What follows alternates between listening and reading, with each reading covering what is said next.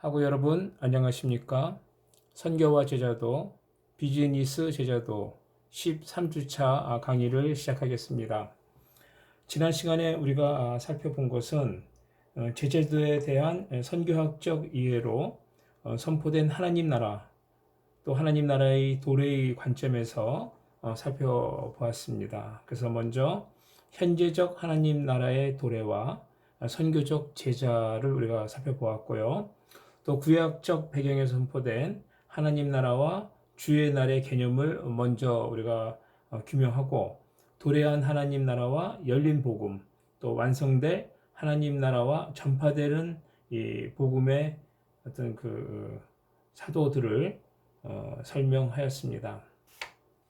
그리고 두 번째로 선포된 하나님 나라의 도래가 의미하는 바를 정의하였고 도래한 하나님의 나라와 선교적 백성에서 제자된 공동체로 그리고 선교적 교회로 확장되어가는 제자도의 과정을 우리가 지난 시간에 살펴봤고 지난 시간에 마지막 파트에서 계시된 하나님의 나라와 복음의 소유자로서 선교적 백성을 우리가 함께 다루었습니다.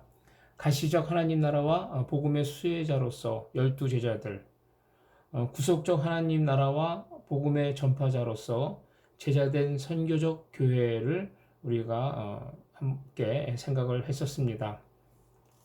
오늘은 종말적 하나님 나라의 완성과 이 사도적 이 사명에 대해서 함께 나눌 텐데요.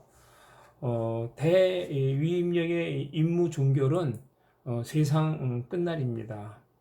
교회에 남겨진 이 복음의 미완성 과제가 있는데 이것은 교회가 감당할 대위임령인데 그 시기는 세상 끝날 때까지로 우리가 정의할 수 있고 또 주님의 재림이 성취되는 세상의 끝이 하나님 나라의 완성이다라고 말할 수 있겠습니다.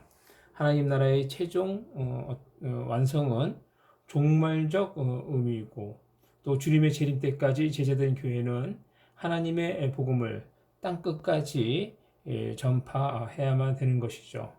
따라서 종말적 하나님 나라의 완성과 제자도는 불가분의 관계에 있고 세상 끝날 때까지 교회는 하나님의 잃어버린 자를 향한 어떤 찾음에 주력해야 할 것입니다.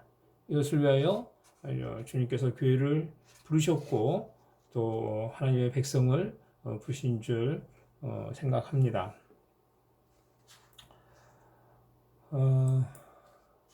종말적 하나님 나라의 완성과 사도적 사명이 있어서 이것은 이 교회에 남겨진 아까 말씀드린 것처럼 교회에 남겨진 복음의 미완성 과제인데 이 제자된 교회는 선교적 사명을 위한 고난과 희생을 감수해야 합니다.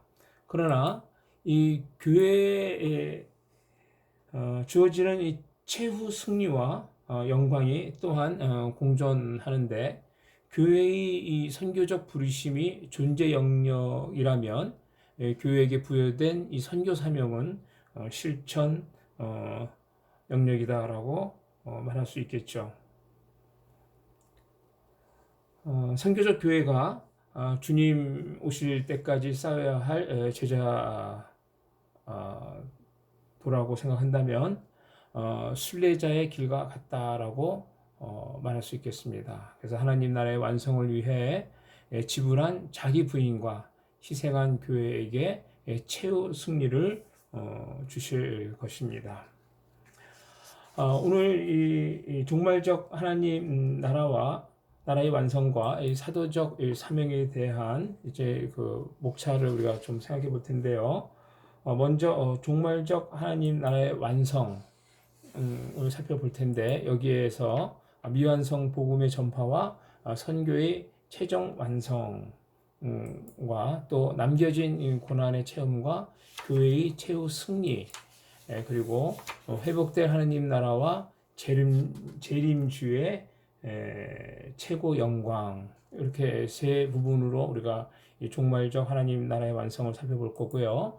두 번째 부분에서는 이 선교적 교회에 부여된 대위임령과 사도적 사명에 대해서 우리가 살펴볼 때, 먼저 제자들에게 위임된 예수 그리스도의 대위임령 우리가 좀 짧게 살펴볼 것이고요.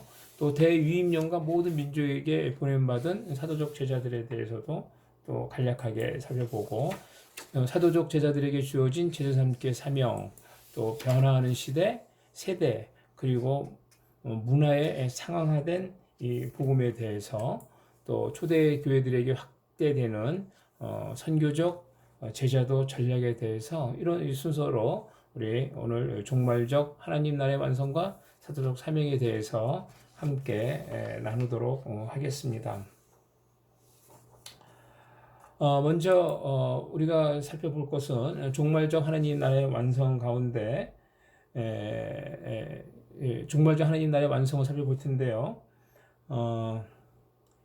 우리가 마라나타 주 예수여 오시옵소서, 이 말은 정말 우리 성도들의 또 신앙 고백입니다. 그러나 이것은 신앙 고백뿐만 아니라 초대교회에 주신 재림의 약속으로 우리가 받을 수 있는 정말 확실한 그런 말씀인 것 같습니다.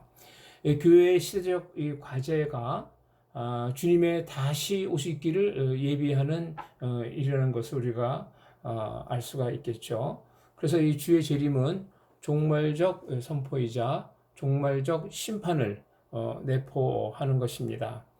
이 주의 재림은 교회의 신앙적 숙제이고 또 사도적 사명인 복음의 최종 완수가 전제되어야 하는 것입니다.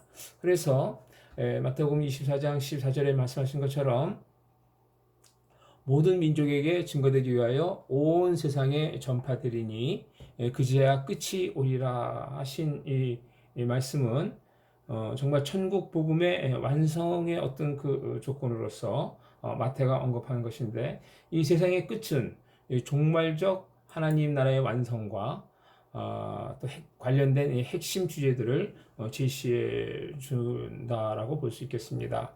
제자들이 주의 재림 때까지 감당할 미완성 복음의 전파, 또 남겨진 복음과 고난, 주의 재림과 영광 등이 있겠죠. 먼저 우리가 첫 번째로 살펴볼 것은 미완성 복음의 전파와 선교의 최종 완성입니다.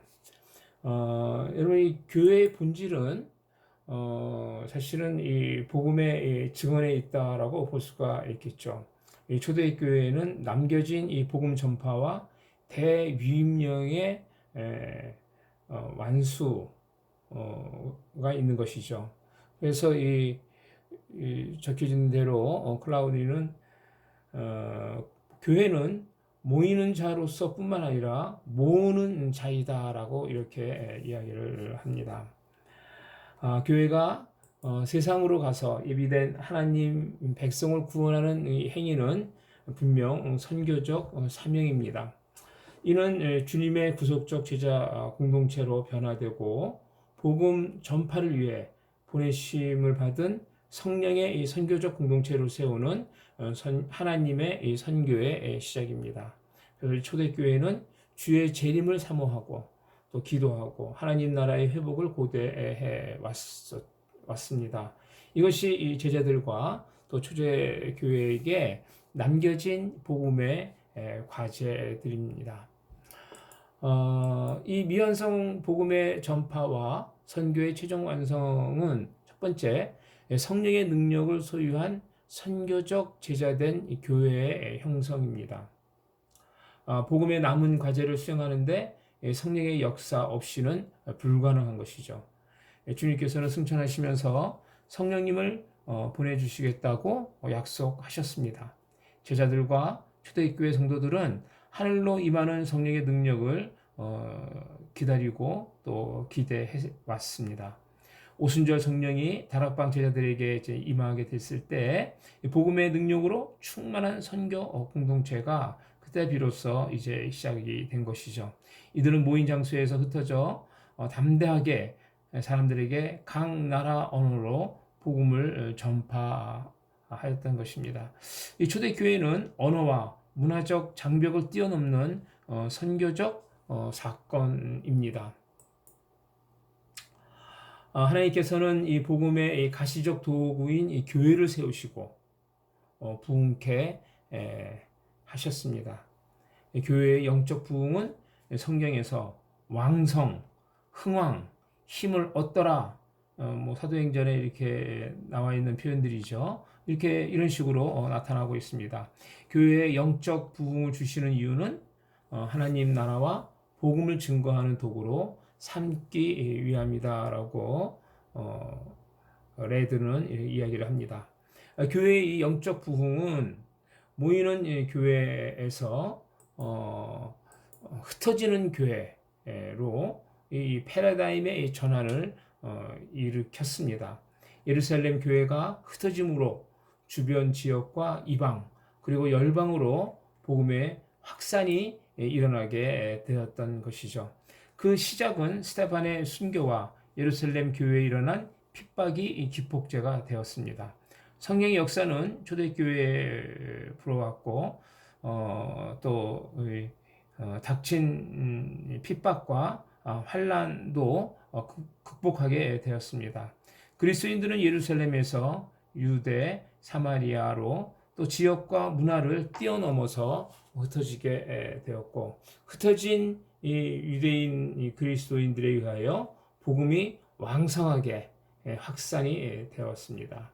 이는 이방인 선교의 시작과 하나님 나라의 확장을 알리는 사도행전 13장에서 나오는 이제 안디옥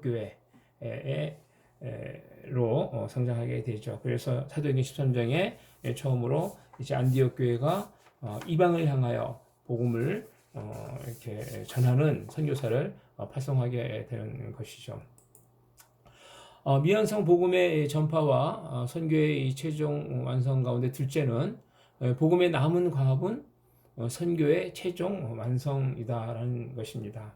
복음이 모든 민족과 백성 그리고 방언 중에 전파되어야 주의 재림이 완성된다라는 그 마태복음 24장 14절의 이 말씀과 또 복음 전파의 영역은 예루살렘, 온 유대, 사마리아 땅끝까지라는 이 사도행전 1장 8절의 말씀 그리고 또 이는 장차 모든 백성과 방언 가운데 이루실 하나님의 잔치와 같다라는 어떤 그런 계시록에 나오는 그런 모습 또 추수 때 모든 열매를 거둬들이는 어떤 그 수장절의 의미처럼 종말론적이다, 종말적이다 라는 거죠. 주님의 제자들과 나눈 이 성만찬을 상징한다라고 볼 수 있겠죠. 마치 삼위 하나님께서 교회로 모이게 하시고 다시 세상으로 보내심과 같다라고 볼 수 있겠습니다. 복음의 남은 과업은 효과적으로 감당하기 위해서 교회 개척의 이 전략이 필요한 것이죠. 이는 하나님 나라의 확장에 나타나는 섭리이자 복음의 효과적인 전략과 같은 것입니다. 수리아에 세워진 안디옥 교회가 대표적 교회인 것이죠. 그래서 이 열방의 선교사를 파송함으로써 사도적 사명을 실천한 선교적 교회의 모델로 우리는 예루살렘 교회가 아닌 안디옥 교회를 이야기합니다. 복음의 남은 과업을 효과적으로 감당하기 위해서 교회 개척의 전략이 필요한데 이것은 하나님 복음의 확장에 나타나는 섭리이자 복음의 효과적인 전략과 같은 것입니다. 수리아에 세워진 안디옥 교회가 대표적인 것이죠.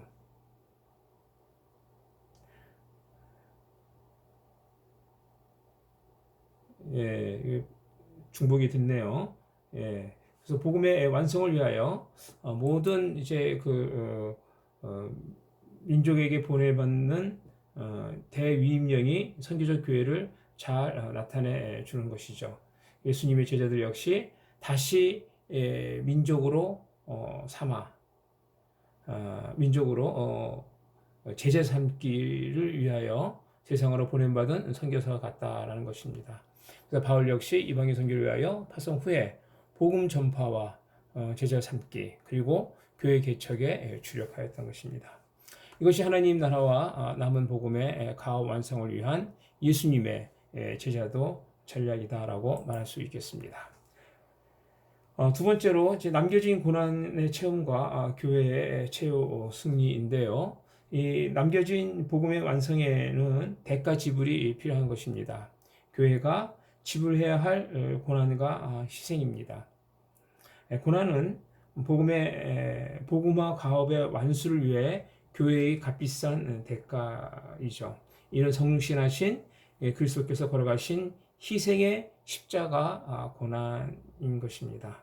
복음을 위해서 육체의 남은 고난을 채우는 것, 이것이 이 교회와 제자들이 가야 할 제자의 길이었습니다. 제자들이 가야 할 주의 오실 길을 예비하는 순례자의 길이라는 겁니다. 주님은 제자들에게 미리 핍박과 고통, 환난과 시련을 말씀하셨죠. 이것이 초대 교회가 환난과 핍박에도 복음 전파를 해야 하는 그 이유이고 사명 완수의 동력이 되는 것입니다. 자기 부인의 삶을 매일매일 실천하는 것은 제자들의 목표입니다. 이것은 현실 도피도 수능도 아닌 다가올 하나님 나라를 위한 자기 부인인 것입니다. 예수님께서도 누구든지 나를 위하여 제 목숨을 잃으면 찾으리라라고 이렇게 말씀하셨는데 제자들은 매일 고난과 희생의 비용을 지불해야만 하는 것입니다. 또한 주의 재림을 예비하는 순례자는 헌신의 값을 지불해야만 하는 것이죠. 주님께서는 제자된 교회에게 천국의 기쁨과 영원한 삶만을 약속하지 않으셨어요. 오히려 자기 부인과 자기 희생을 날마다 치를 것을 말씀하셨습니다. 이와 관련해서 본 회포는 나를 따르라는 그 책에서 그리스도께서 사람을 부르실 때 그로 하여금 와서 죽으라고 명령하신다라고 말했던 것입니다. 이것이 제자된 교회가 치러야 할 희생의 제자도라는 것을 잘 보여주고 있는 것입니다. 고난과 희생을 교회가 지불할 때 비로소 최후 승리를 얻게 되는 것입니다. 지상교회는 불완전한 상태에서 사단과 영적 싸움의 연속적 과정에 있는데 영적 싸움의 과정에서 제자들에게 세상에 매이지 않는 순례자의 삶을 요구한다는 것이죠. 예수님께서도 인자가 머리 둘 곳이 없다라고 이렇게 말씀하셨습니다. 이는 십자가의 길을 향한 인자의 길, 예수의 길 위에서의 삶을 말해주고 있는 것입니다. 제자도의 삶은 가시적인 열매로 나타나는데 호트는 제자의 삶의 특징대로 복음대로 살고 복음을 선포하는 선교적 제자도이다라고 이렇게 이야기를 했습니다. 선교적 제자의 삶은 장차 세상의 모든 제약과 사단으로부터 교회의 최후 승리가 보장이 되는 것이죠. 이것은 세속화로부터 배교하지 않고 하나님 선교를 위해 고난받은 자들이 얻을 최후 승리인 것입니다. 모든 제자들에게 주시는 의와 생명의 면류관을 쓰는 최후 승리인 것이죠. 이는 장차 하나님 나라의 완성을 통하여 재림 주의 영광이고 또 지상교회에 주시는 영광의 면류관이 되겠습니다. 세 번째로 종말적 하나님 나라의 완성이 세 번째로 회복될 하나님 나라와 재림주의 최고 영광에 대해서 간단하게 살펴본다면 하나님 나라는 예수 그리스도의 재림으로 완성이 되죠. 하나님의 나라와 통치가 완전히 회복될 이 시기에 일어나는 일인데 종말적 의미에서 하나님 나라의 최종적 완성입니다. 이 재림의 주로 오시는 하나님의 나라는 영광의 나라이고 하나님의 나라의 회복은 통치적 개념 우리가 이미 살펴보았죠. 하나님 나라의 통치가 회복될 이 미래적 실체들은 다양합니다. 그래서 이 세상의 끝, 뭐 새롭게 함, 영생, 뭐 이런 등의 선언들을 우리가 볼 수 있겠습니다. 첫 번째로 회복된 하나님 나라와 재림주의 최고 영광이 첫 번째로 하나님 나라의 성취로 주어지는 가시적 상급이라는 것이죠. 하나님이 다스리는 나라는 그의 친백성이 누릴 영원한 천국의 기쁨인 것입니다. 하나님의 친백성들에게 다양한 상을 예비하고 계십니다. 먼저 믿음의 선한 싸움을 한 제자들이 얻을 의와 생명의 면류관, 디모데후서 4장 8절에 말씀하고 있죠. 또 이는 제자들과 교회 성도들에게 주시는 영광의 면류관이기도 합니다. 또 충성된 일꾼들에게 주시는 상들입니다.